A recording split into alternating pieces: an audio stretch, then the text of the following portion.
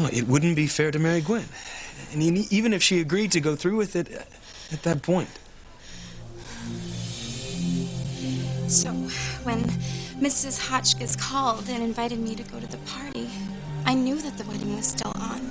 And I thought that you decided to go through with it because of the argument that we had. No. Rebecca begged me to wait till after the party to break the news to Gwen.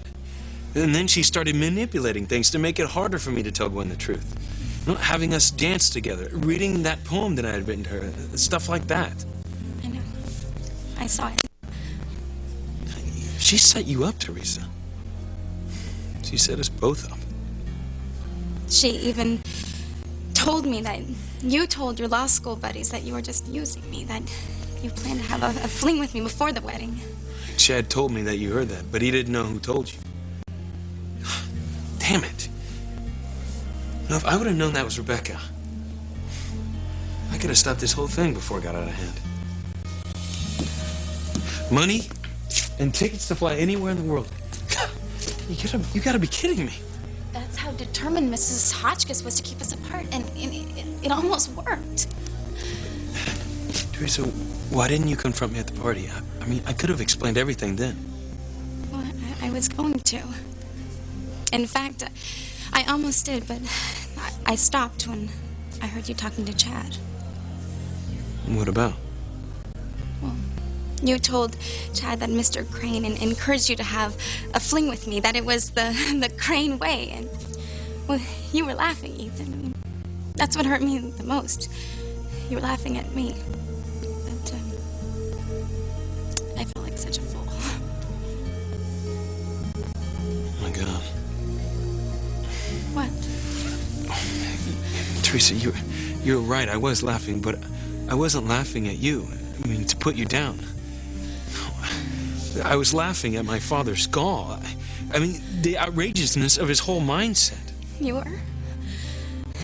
Didn't you hear me say how ridiculous my father was? I mean, how I could never do that? I mean, how I could never use you because I love you with all my heart. No, I guess I must have run off by then. Teresa, I'm so sorry. I mean, you knew that my father told me to sow my wild oats before. You must have thought that he convinced me to do it. He must have been angry enough to want to hurt me for hurting you.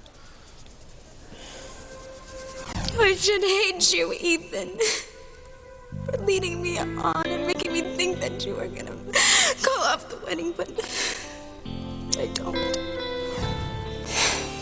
It's true. I was angry, but not anymore. I'm just so happy that you love me, and that you're not gonna marry Gwen. What is it? Gwen. When I told her the truth about us, she took it really hard.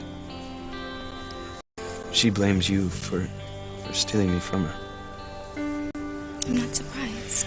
I just hope that she realizes that it would have hurt her more for me to go through the wedding feeling the way I do about you. Ethan, I'm sorry that Gwen's hurting. I know what it feels like to think I have lost you. But fate really was on our side. I mean, it brought us back together.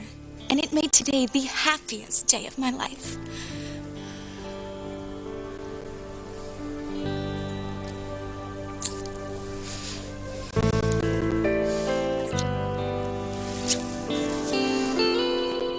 Why would Teresa be involved with Gwen or Ethan now that the wedding's off?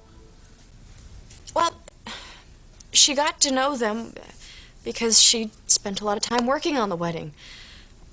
And Ethan even said that he and Teresa spent a lot of time working together, so much so that they became good friends. Well, I don't care. Now that the wedding's off, I don't want her anywhere near him.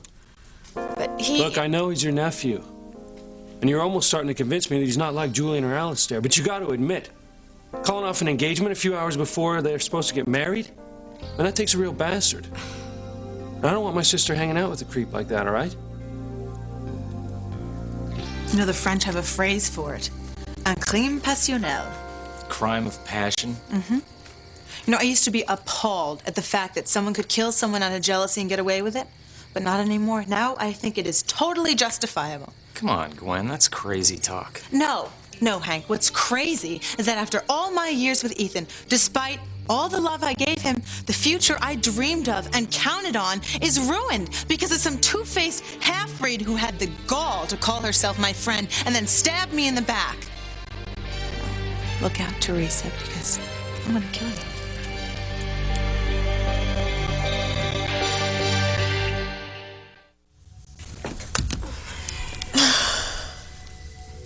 Miguel looks about the same. Oh my God, Finally, yes. thank you. Okay, all right.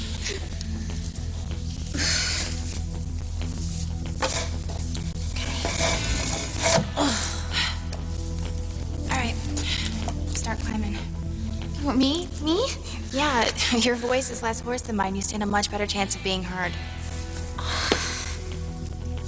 Okay.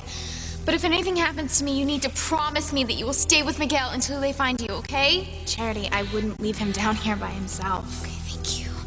You're so good to us. Thank you. All right, your foot.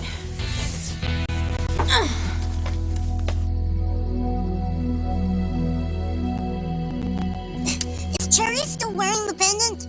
I can't tell, Timmy. But this is no time to take chances. We must keep Charity down for the count. Maybe I have enough of my powers back to stop her. Lose your grip and slip. Charity, you must lose your grip and slip. Thank you for bringing my daughter back to me, Ethan. You're welcome, Pilar. How could you leave a note and disappear in the middle of the night? Did you not know that you would tear my heart into a million pieces, that I would be out of my mind with worry? Mama, I'm sorry, but I thought leaving was the only way. I told you that I would speak to Rebecca, that we would work things out together as a family. I know. And I'm sorry that I scared you. Teresa, promise me that you will never, ever run away again. I promise. Everything I ever wanted is right here. Don't worry, Pilar. I won't let Teresa ever leave me again. We've had a long talk, and we've cleared up all misunderstandings. Tonight's ended happily after all. Tonight, perhaps. But things are far from over, Ethan. There is still your family, the Hotchkiss family, Gwen, and Luis to deal with. Ethan isn't a creep. He loves Gwen. He didn't mean to hurt her. It was by accident that he fell in love with this other girl. Right. Whose name you still won't tell me. The point is that Ethan is noble for calling off the wedding to marry Gwen when he's in love with someone else. He needs time to think, decide what to do. Well, maybe you got a point. But I still feel sorry for this other girl, whoever she is, getting mixed up with the Crane. I feel sorry for her too, but